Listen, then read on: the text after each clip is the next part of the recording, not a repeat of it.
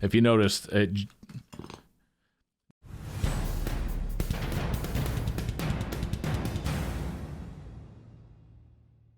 Hey everybody, it's Silver Seeker, and today we're going to share something interesting with you guys. So a while back I did a video about Bradford Exchange and how they overprice coins and they sell them to unsuspecting collectors on marketplaces like Facebook, or at least they run ads on places like Facebook to get people to go over to the website and buy these things. Now Bradford Exchange is a website that not only sells coins, but they sell pretty much everything, but everything they sell is basically overpriced. They've been around for a very, very long time, and but I thought it was really cool. I was actually in a pawn shop and I found these, and man, I was like, wow, that is really cool. And they had these in the display case for $40 each, and I offered them $30 if I took both, and they actually accepted. Now, granted, $30 a piece for these is paying too much. I should probably want to buy these for around $25. They are definitely circulated examples. Now, if you take a look at the slabs, and by the way, it is kind of cool that we actually found the slabs out there, because I've done videos on Bradford Exchange in the past. Like I said, I'll put a link down in the description below, but actually having them to share with you, I thought was a little bit cool.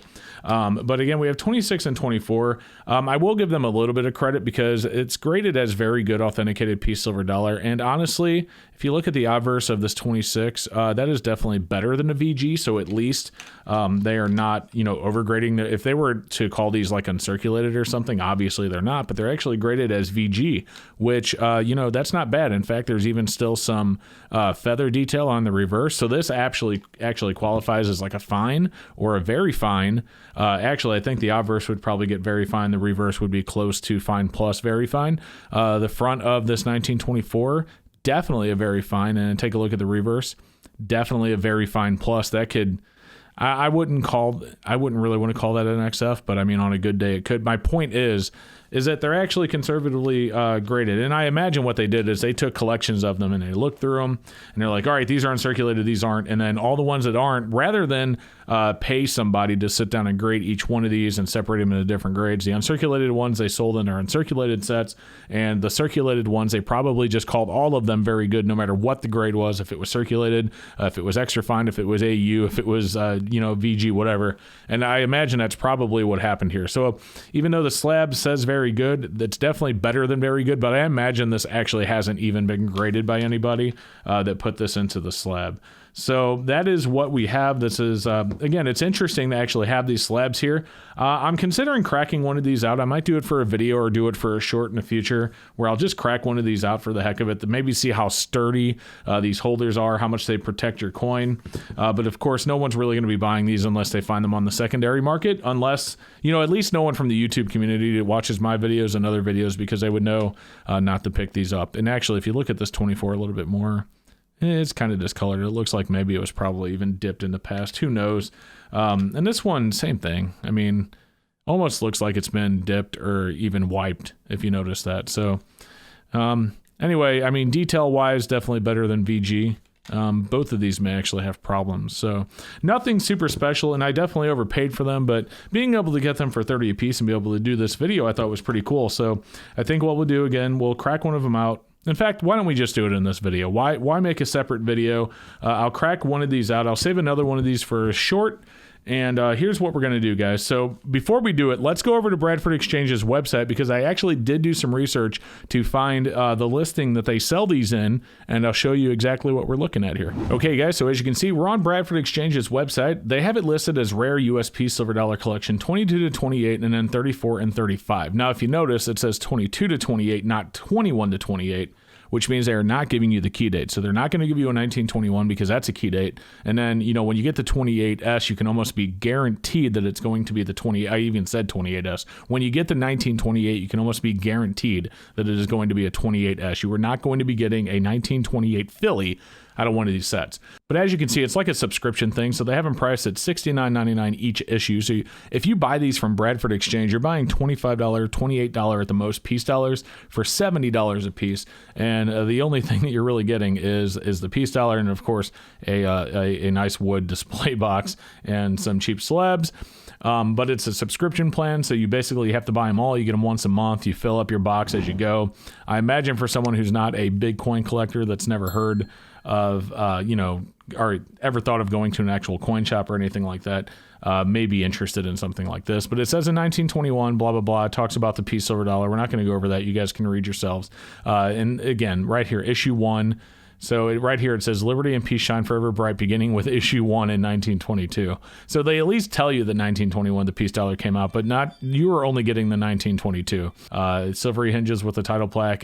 So they're valuing the deluxe wooden display box that you get for free at $70. And each rare piece silver dollar showcases, you know, blah blah blah.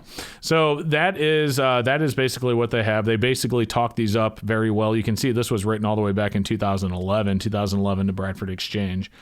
So when, you know, what this person probably paid for these, the person that turned them into the pawn shop, is probably $70 a piece. But, you know, now we have them for much, much cheaper than that. All right, so let's get back over there, guys. We're going to go ahead and see how sturdy one of these holders are. Okay, so here we go. We have a 1924 authenticated, very good piece silver dollar in a Bradford Exchange holder. Very interesting. So, well, I just put a little bit of pressure on it. You can actually hear it pop already. Okay, so these, it doesn't look like I'm actually going to have to break the slab because it feels like there's hinges, or not hinges, but edges that are just kind of cracking, and you can actually see that the slab is starting to crack. So a piece, like a PCGS holder, an NGC holder, I put oh my gosh, guys, if you notice, I was not putting much pressure into this slab. This is a very, very cheap plastic slab. If you noticed, just like that, that thing broke apart. Wow, that is, I mean, that's almost nothing. I mean, you can see there's probably a little bit of glue right there or something holding it on. But that's it. I mean, these are very, very cheap plastic slabs. Shoot, I mean, when I was doing Seeker slabs, I think I used better slabs than these things. Wow. Those are China specials. All right, so anyway, we have a 1924 authenticated. Very good. All right, so the insert is a nice, I do like the insert. The insert's a nice rubbery finish. And then this pops off very easily. So there's our little label. And then the barcode on the back pops off really easily. I assume that's just, you know, the SKU for the item before they send it. But I do like the rubber insert. That's actually not bad. So let's take a look at the peace dollar. So now that we have it out of the holder, we can take a little bit closer of a look at it. It does have a little bit of luster on it, but it does have that look of having been dipped in like a cleaner. And actually, if you take a look, like look down in the bottom of O, you see some dirt down there and a little bit along the edge of the bird, a little bit.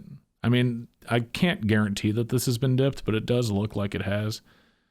There's something going on the edge. Look at that. It may have been glue from the holder. I don't know. Look at that. It's interesting. It's possible this thing was dipped or cleaned. But anyway, there it is, guys. 1924 Philly Peace Dollar out of a Bradford Exchange. Very, very cheap slab. I mean, I put very little pressure on that. I mean, very little, and it just absolutely obliterated. So we'll keep this one in its holder. But there you go, guys. We now cracked out the 1926 or the 24 Peace Dollar from the Bradford Exchange, and we'll keep this one just to say, hey, I do have a Bradford Exchange Silver Peace Dollar. All right, guys, thank you so much for watching. I hope that you enjoyed the video. If you did, don't forget to like and subscribe, and we'll see you next time. Hey, guys, thank you so much for watching. I hope you enjoyed the video. I did leave a video above. You can check out if you haven't seen it yet. I also want to give a huge shout out and a huge thank you to my awesome channel supporters scrolling right there on the right hand of the screen. Thank you so much for watching, and we will see you in the next one.